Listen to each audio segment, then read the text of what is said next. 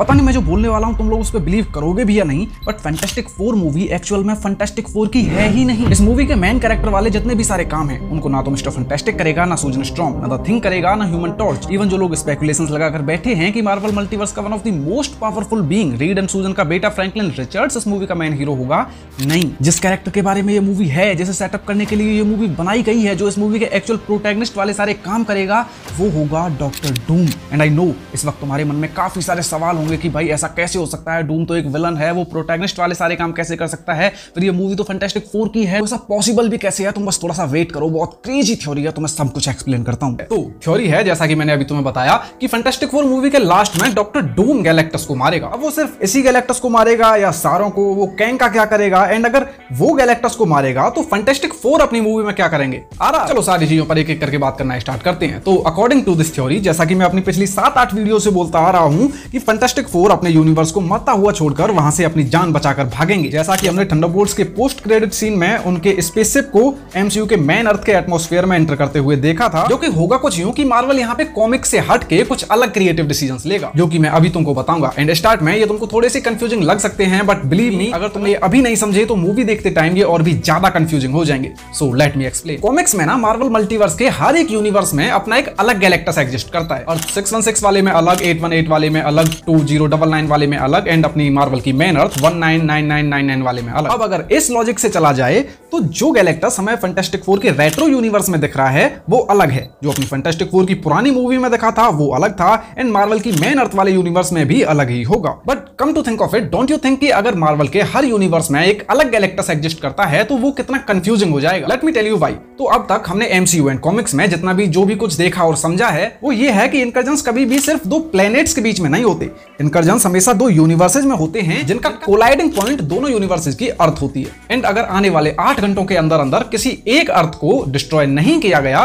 तो दोनों अर्थ आपस में टकरा जाएंगी, जिसकी वजह से वो दोनों रियलिटीज यानी दोनों यूनिवर्सेस खत्म हो जाएंगे। अब अगर यूनिवर्सेस में इनकर्जन्स स्टार्ट होते हैं, जो कि होंगे ही, इट्स इनएविटेबल, तो या तो हर यूनिवर्स के साथ आपको उसके गैलेक्टस को भी मारना पड़ेगा, जिससे कि इस इतने एसेंशियल बीइंग की वैल्यू को तुम खत्म कर दोगे। वैसे हम अपनी इस थ्योरी में भी एक हम करने वाले हैं, but it will be necessary, उस पे भी आते हैं। बट अगर तुम उसको नहीं मारोगे तो इनकर्जन्स में जब आधे से ज्यादा यूनिवर्सेस डिस्ट्रॉय हो चुके होंगे, क्योंकि इनकर्जन्स तो हमेशा टोटल एनहाइलेशन एब्सोल्यूट जीरो पे ही जाके खत्म होते हैं, तो तब तो फिर एक टाइम के बाद पूरे मल्टीवर्स में सिर्फ गैलेक्टस ही घूम रहे होंगे भूखे भेड़ियों की तरह। तो इसीलिए जिस पॉइंट पे मैं आना चाहता हूं वो ये है कि it will be better for Marvel to so that कि पूरे मार्वल मल्टीवर्स में सिर्फ एक ही गैलेक्टस एग्जिस्ट करता है, जो कि है ये वाला। यही कॉस्मिक लाइफ पे नजर रखता है मल्टीवर्स में बैलेंस बनाने के लिए। He is a natural force like death और eternity. He prevents threats like Abraxas and he is the one who is destined to evolve into a life-bringer god। तो अब अपनी इस थ्योरी पर आ जाते हैं, जिसके अकॉर्डिंग फैंटास्टिक फोर का अपना ये रेट्रो यूनिवर्स वाला earth has been mark for death, and हमारा गैलेक्टस भी यहाँ आ चुका है। तो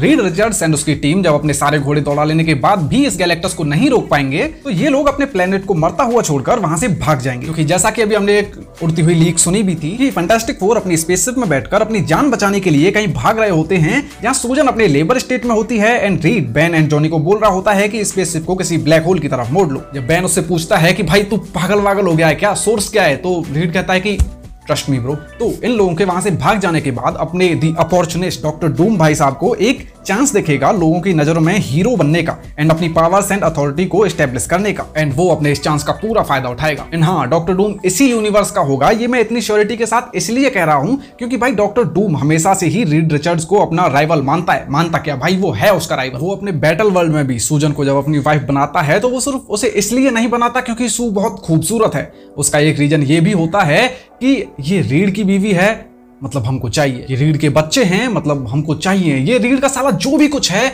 वो सब मुझे चाहिए। तो एज वी वर टॉकिंग कि जब रीड एंड उसकी टीम अपने भाई पूरे जोर आजमा लेने के बाद भी जब गैलेक्टस को नहीं रोक पाएंगे एंड उन्हें अपने प्लेनेट को मरता हुआ छोड़कर वहां से अपनी जान बचा के भागना पड़ेगा, फिर जब गैलेक्टस उस प्लेनेट को कंज्यूम कर ही रहा होगा तो तब the man, the myth, the legend doctor Victor the fucking von Doom will come forward to kill and stop him and he will, जिसका अपना एक पर्सनल एजेंडा भी होगा ये करने के लिए, जिस पर अभी हम थोड़ी देर बाद बात करेंगे। बट इमेजिन कि इस वक्त मार्वल की one of the most powerful team, जिसमें smartest man alive Reed Richards भी शामिल है, जब वो गैलेक्टस के आगे मैदान छोड़ के भाग जाएंगे and then Doom will stop him. सोचो क्या सेटअप क्रिएट होगा डूम का, क्या रौला होगा, क्या माहौल बनेगा थिएटर्स में, और कितना प्लस में चला जाएगा भाई का। उसके बाद तुमको डूम को कहीं पे बिल्कुल भी सेटअप देने की जरूरत नहीं होगी। एंड गेस व्हाट, अब तुम्हारे पास टाइम भी तो नहीं है। So this is the best the Marvel can Doom to set up Doom and his powers. अब जैसा कि मैंने कहा था कि गैलेक्टस को मारने के पीछे डूम का अपना एक पर्सनल एजेंडा होगा, तो अभी उस पर बात कर लेते हैं। अब जैसे तुमने ये वीडियो इतनी देख ली है, इतनी वीडियो देखने के बाद अगर अब मैं तुमसे पूछूं कि तुम बताओ तुम्हें क्या लगता है कि डूम का गैलेक्टस को मारने के पीछे पर्सनल एजेंडा क्या होगा, तो एंड अगर ये वीडियो तुम थोड़े भी ध्यान से देख रहे हो तो यू विल से कि भाई वो ये इसलिए करेगा ताकि वो वहां के लोगों का मसीहा बन सके, रीड की रेपुटेशन छीन सके, उसे दुनिया को बचाकर एंड उसे फिर अपने हिसाब से चला सके। And maybe some of you the smartest analysers could say कि भाई वो ये इसलिए कर रहा होगा ताकि वो इसी दुनिया में अपना बैटल वर्ल्ड बना सके। एंड मेरे भाई लेट मी टेल यू, तुम बहुत गलत हो। उस पे भी अभी आते हैं। बट डूम का गैलेक्टस को मारने के पीछे अपना जो पर्सनल एजेंडा होगा वो ये होगा कि भले ही गैलेक्टस प्लैनेट्स को कंज्यूम कर जाता है, but his this act keeps cosmic population in check and he is the one who maintains universal entropy. Death, infinity, eternity and oblivion की तरह गैलेक्टस भी एक नेचुरल फोर्स है and his existence is woven into the fabric of the multiverse. कहा जाता है कि without Galactus the cosmic hierarchy will collapse cause without him too much life leads to entropy, imbalance and multiversal collapse. And ये सारी बातें समझने के बाद अब अगर हम फिर से डूम के पर्सनल एजेंडा पर वापस आए तो भाई इसका मतलब बहुत साफ हो जाता है, क्योंकि डॉक्टर डूम का अपनी जिंदगी में बस एक के मकसद है कि उसे इस दुनिया पर पहली बात तो रूल करना है एंड दुनिया को उस फ्यूचर की तरफ लेकर जाना है जो वो समझता है कि बेहतर होगा। एंड गैलेक्टस जैसी पावरफुल एंटिटी जो भाई जरूरत पड़ने पर इंटरफेयर करने में बिल्कुल नहीं हिचकिचाता, अपने जीते जी डूम को ये सारे सपने कैसे पूरे कर लेने देगा। And that's why Doom will kill him, क्योंकि भाई फैंटास्टिक फोर से लड़ने के बाद एक तो गैलेक्टस पहले ही काफी ज्यादा थक चुका होगा एंड फिर बची कुछ कसर डूम पूरी कर देगा, वो आके उसके घोड़े लगा देगा। ऐसा करके वो एक पत्थर से दो आम तोड़ लेगा। एक तो वो अपना विजन पूरा करने के रास्ते में आने वाले पॉसिबली अपने फ्यूचर एनिमी को अभी से खत्म कर देगा एंड दूसरा वो उस दुनिया के लोगों का मसीहा बन जाएगा। और हाँ, वो उसी प्लेनेट को अपना बैटल वर्ल्ड नहीं बनाएगा, क्योंकि भाई इनकर्जन्स का कोलाइडिंग पॉइंट हमेशा अर्थ ही होती है। एंड ये जिस अर्थ की अभी हम जिस प्लेनेट की अभी हम बात कर रहे हैं ये भी तो एक अर्थ ही है। एंड डूम इस अर्थ को बचा के इसी पे अपना बैटल वर्ल्ड बना ले, भाई इतना चूतिया नहीं है वो। ऑल राइट, तो अभी तुमने जानी सबसे best possible future theory Marvel की फैंटास्टिक फोर के लिए। अगर तुम्हें पसंद आई है तो वीडियो को लाइक कर देना।